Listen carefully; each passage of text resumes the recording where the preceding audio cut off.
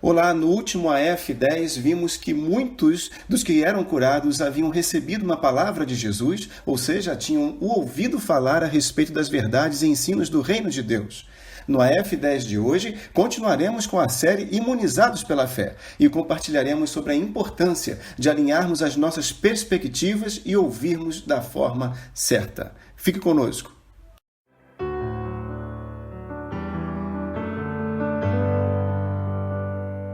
Hoje inicio com uma pergunta: como você tem caminhado esses dias? Sobre as perspectivas naturais do mundo ou as do Espírito, as que vêm de Deus? Para sermos imunes à ordem desse mundo, temos que ouvir o que é verdadeiro. A fé vem pelo ouvir da palavra de Deus. É o que fala lá em Romanos, no capítulo 10, no versículo 17, que diz: logo, a fé é pelo ouvir, e o ouvir pela palavra de Cristo. Então, nós temos que primeiro nos preocuparmos em ouvir, e ouvir o que é certo, que é verdadeiro para a minha vida. E lá em Mateus, no capítulo 16, Jesus estava sendo interpelado por algumas pessoas que não criam que ele tinha vindo como filho de Deus. E ele se dirige aos seus discípulos e pergunta: e vocês? Quem vocês dizem que eu sou? Simão Pedro respondeu: tu és o Cristo, o Filho do Deus vivo. Respondeu Jesus: feliz é você, Simão, filho de Jonas, porque isso não foi revelado a você por carne ou sangue, mas por meu Pai que está nos céus. Então, nós temos que caminhar, queridos, sobre o que é revelado às nossas vidas. É isso que vale. Então, nós podemos enxergar tudo sobre duas perspectivas: a natural ou a revelação de Deus. O que você tem ficado todos os dias? Com o que o mundo diz ou o que a Bíblia, a palavra de Deus, diz? Alguns exemplos para você. Lá no Jardim do Éden, Adão recebe uma palavra diretamente de Deus ao seu coração. Adão, todo o jardim aqui, toda a criação está feita. Apenas uma coisa eu te peço: não toques na árvore, não tome do fruto da árvore do conhecimento do bem e do mal. Então Adão recebeu uma revelação diretamente de Deus. Já Eva não. Eva recebeu uma comunicação, algo que partiu do homem, partiu de Adão para ela. Então a tentação acabou entrando. Outro evento foi Noé. Noé recebeu um comissionado, uma ordem de Deus para a construção de um grande barco, uma arca, algo que nunca havia sido feito antes. Por quê? Simplesmente não era necessário, não havia chuva. E Deus fala com Noé: Noé, construa uma arca, porque eu farei cair sobre a terra um dilúvio, e toda a terra será inundada. E Noé, durante praticamente 120 anos, eu disse 120 anos, construiu aquela arca, todos os dias se balizando na palavra que Deus tinha plantado no seu coração, não sobre as circunstâncias que ele estava enxergando do lado de fora. Quantas vezes ele deve ter sido interpelado por pessoas ou pela própria família? Poxa, como é que você está construindo esse barco? Nunca caiu uma gota do céu. Mas Noé resolveu crer e ficar com aquilo que Deus tinha dito para ele. Outro evento foi Josué, quando se juntou com Caleb, e eles dois voltaram com um discurso totalmente diferente dos demais espias de Israel. Moisés havia comissionado lá um grupo para vigiar e identificar a terra que Deus tinha prometido para o seu povo. E Josué e Caleb voltaram com um discurso bem diferente. Por quê? Porque eles estavam olhando baseados na palavra que Deus havia revelado a Moisés e ao seu povo.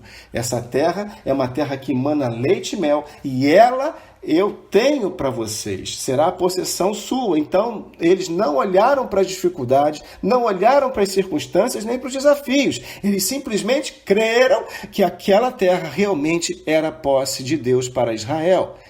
Eliseu e um moço, certa vez, eles estavam cercados pelo exército sírio. O exército sírio foi enviado pelo seu rei para prender Eliseu, porque Eliseu, por revelação divina, comunicava ao rei de Israel todos os movimentos militares do rei sírio e do seu exército. Então, lá em 2 Reis, no capítulo 6, está registrado, no versículo 15, que o moço de Eliseu, acordando muito cedo, reparou que a cidade estava completamente cercada por cavalos e carros, tropas sírias. E aí, no versículo 16, Eliseu, o profeta, respondeu: não temas, porque mais são os que estão conosco do que os que estão com eles. E orou Eliseu e disse: Senhor, peço-te que lhe abras os olhos para que veja. O Senhor abriu os olhos do moço e ele viu o monte que estava cheio de cavalos, carros de fogo em redor de Eliseu. Ou seja, os olhos foram abertos e o moço passou a enxergar sobre a perspectiva da revelação de Deus, não sobre a perspectiva natural. Outro exemplo, um belo exemplo, foi Davi. Davi, quando foi levar queijos, lá para o acampamento do exército de Israel, que estava acampado há meses perante o exército dos filisteus, ele se deparou com a situação, com a afronta de Golias. Golias, um gigante de mais de 3 metros, afrontando o exército de Israel. E ele chega e fala: quem é esse incircunciso que está afrontando o nome do nosso Deus? Davi estava ali cheio do Espírito e balizado em algo, numa verdade que Deus tinha plantado no seu coração. E ele foi e derrotou Golias sobre essa força, querido, sobre a força da palavra revelada no seu coração. Certa vez, Pedro, também no Novo Testamento, ele emprestou o seu barco para que Jesus pregasse o evangelho para multidões ali na praia.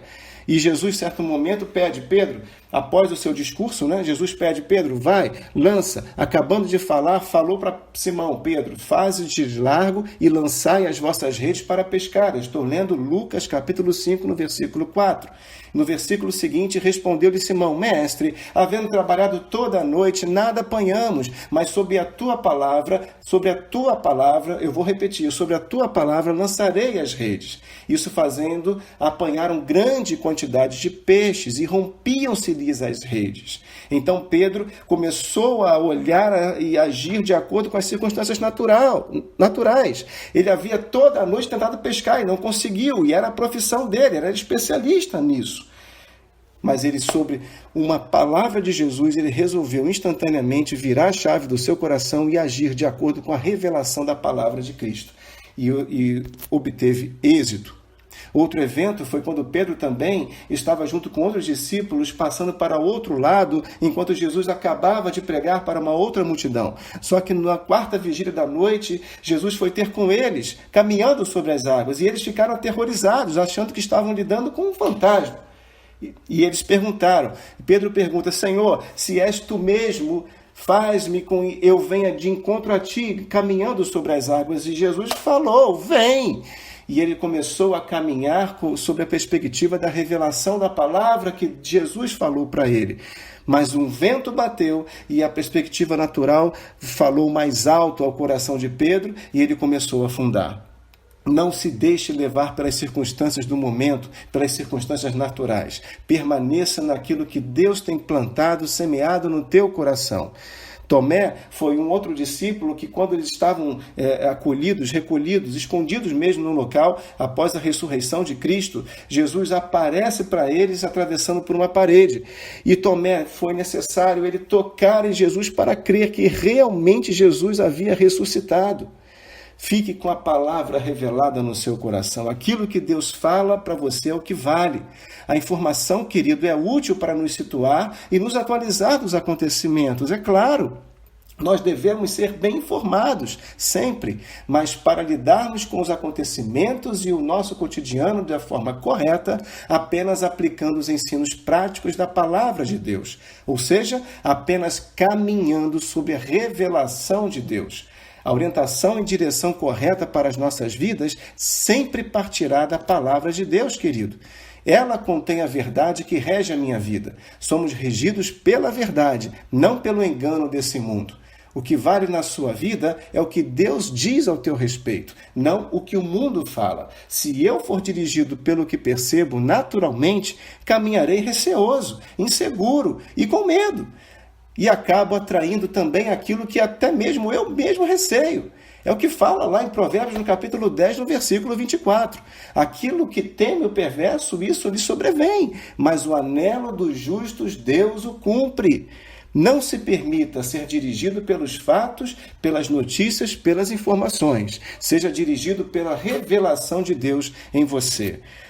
Eu estou muito feliz, eu estou querendo passar por essa tela, te dar um abraço, te dar uma animada. Você tem que ficar com a revelação de Deus na tua vida, querido. Pai, em nome de Jesus, nós oramos agradecidos por essa mensagem. Que ela não somente venha confortar, mas venha animar, venha redobrar o ânimo de todos aqueles que estão nos ouvindo e fazer com que os seus corações se alinhem e se convertam e creem na palavra e no propósito que Deus tem para a vida de cada um deles. Assim nós agradecemos em nome de Jesus. Querido, um forte abraço e até a próxima.